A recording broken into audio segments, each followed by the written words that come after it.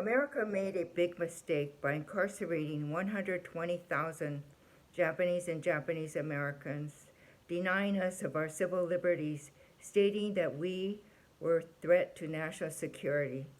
When I was born, my father wrote a poem. At this moment, the world is in chaos and the future is unknown. It is critical for the world and the family to be united as one and cooperate in harmony. Therefore, I named this child Kyoko, that means harmony.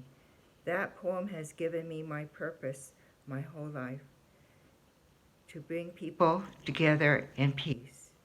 Tatsuo Inoue was a 30-year-old storekeeper in Boyle Heights, not too far from here, with a wife and 2 young daughters. He was born here and educated in Japan. He returned to America to teach the martial arts of judo. He wanted to raise his family in the country of his birth. In fact, he participated in the 1932 Olympics showing the art of judo. He was removed from posting to Tule Lake in October with those who answered no, no. He answered no to the first question, 27, because his brothers were still in Japan and he did not want to fight with his brother. And on 28, he answered neutral after much thought. He was a transnational citizen who answered truthfully. When he arrived in Tule Lake, it was no longer a concentration camp. It was a segregation camp that grew overnight from 16,000 to 18,000 prisoners, with 27 guard towers and a stockade with 3 fences surrounding it. It was a chaotic time when 12,000 people came from the other 9 camps. That October, there was an uproar and a farmers' strike because of an accident that had just happened.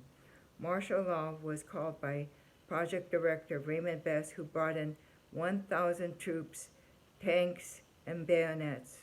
My father was arrested in front of my mother and sisters due to misinformation by signing in a meeting and rushed to the stockade in the dark of night. He said, "I cannot fight, but I will write. You have a family waiting for you, and you try to write like it's tolerable." During November to February, my parents exchanged 33 letters. My younger sisters wrote how much they missed him on Thanksgiving and on their birthday. But survival in the stockade, when you are beaten, starved, and humiliated, is peaking.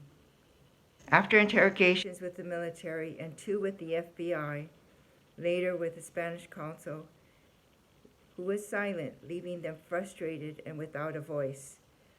On the cold New Year's Eve, 1 blanket was not enough.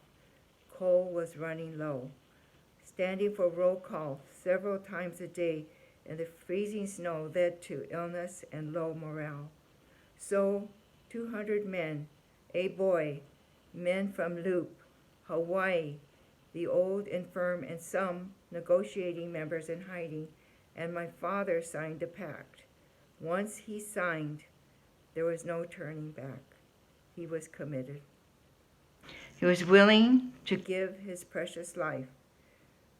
The ask was to release all 200 men, to improve food for all Tulians, and adequate medical services for the camp. That night he requested help for a sick man, but the soldiers told the man that he had to walk to the hospital. That man died.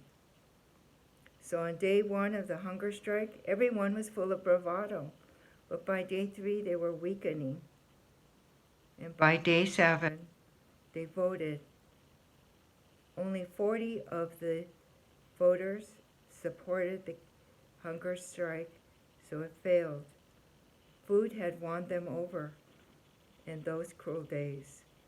My father wrote, "We will never forget that we risked our lives to protest our unjust treatment by the U.S. military during the war, as we were imprisoned in enemy territory." Does my Kibe father sound like a troublemaker? Disloyal? He was a survivor. He dreamt of what America promised. Resistors come in different forms. He chose to resist in a direct, nonviolent way. He was angry and disappointed, but not broken. After he was released, he continued to teach judo in camp to keep the young boys busy. In fact, he taught judo until age 88. After the war, my mother was afraid that the U.S. government would arrest her again. My sister Masako, an artist, was 4 at the time, carried the trauma of being separated from my dad until she passed at age 78. Tatsuo Inoue believed in America and its ideals despite being tortured. No other camp had a stockade. No other camp had a jail. Unlike many, he and my mother chose to tell me their story. Tulians are still outcasts that must stop in our community. Today, we Tulians are no longer silent.